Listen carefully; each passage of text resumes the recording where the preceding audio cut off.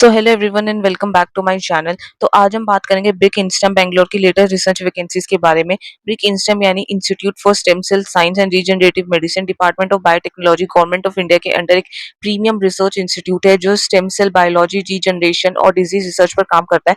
इस रिक्रूटमेंट में total 4 position available है। तो चलिए एक एक करके वैकेंसी को डिटेल में समझते हैं। तो सबसे पहले वैकेंसी है प्रोजेक्ट एसोसिएट 1 की। इस पोजीशन के लिए एक वैकेंसी है और मैक्सिमम एज में 35 ईयर्स रखी गई है।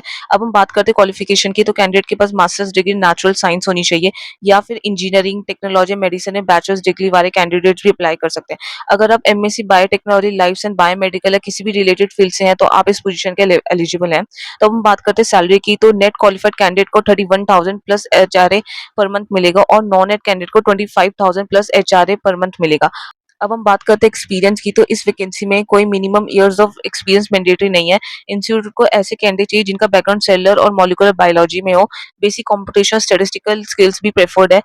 अगर आपको माउस हैंडलिंग या मैमिलियन सेल कल्चर का एक्सपीरियंस है तो आपको प्रेफरेंस मिल सकती है, लेकिन ये रेगुलेटरी रिक्वायरमेंट नहीं है। अब हम जॉब रोल देखते हैं। सिलेक्टेड कैंडिडेट को molecular biology, cell biology, histological analysis में रिलेटेड वर्क करना होगा।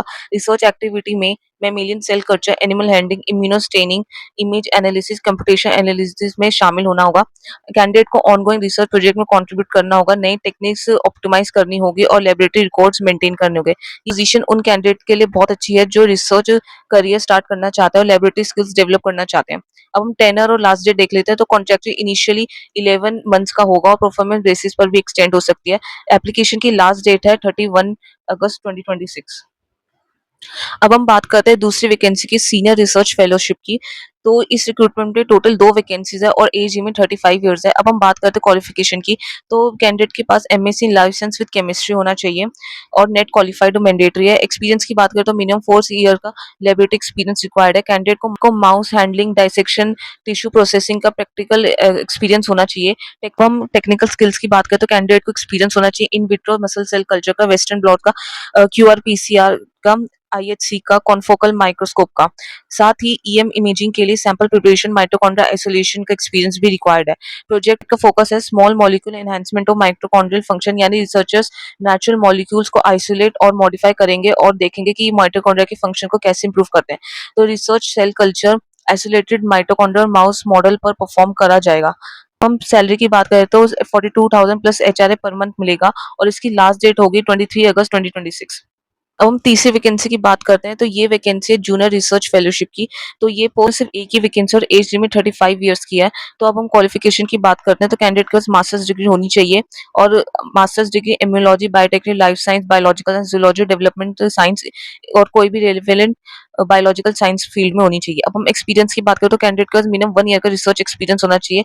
एक्सपीरियंस प्रेफरेबली होना चाहिए molecular biology, stem cell biology, cancer biology, immunology और डेवलपमेंट बायोलॉजी में। अब हम टेक्निकल स्किल्स की बात करें तो कैंडिडेट को प्रैक्टिकल एक्सपीरियंस होना चाहिए कॉन्फोकल माइक्रोस्कोपी में, फैक्स एनालिसिस में, सेल कल्चर में, मॉलिक्यूलर बायोलॉजी टेक्निक्स में। अब हम जॉब रोल देखें तो सिलेक्टेड कैंडिडेट को परफॉर्म करना होगा सेल कल्चर में, इम्यूनोस्टेटिंग में, कॉन्फोकल माइक्रोस्कोपी में, फैक्स में, पीसीआर में, एनिमल हैंडलिंग में। तो ये पोजीशन इमीडिएट ज्वाइनिंग के लिए अवेलेबल है।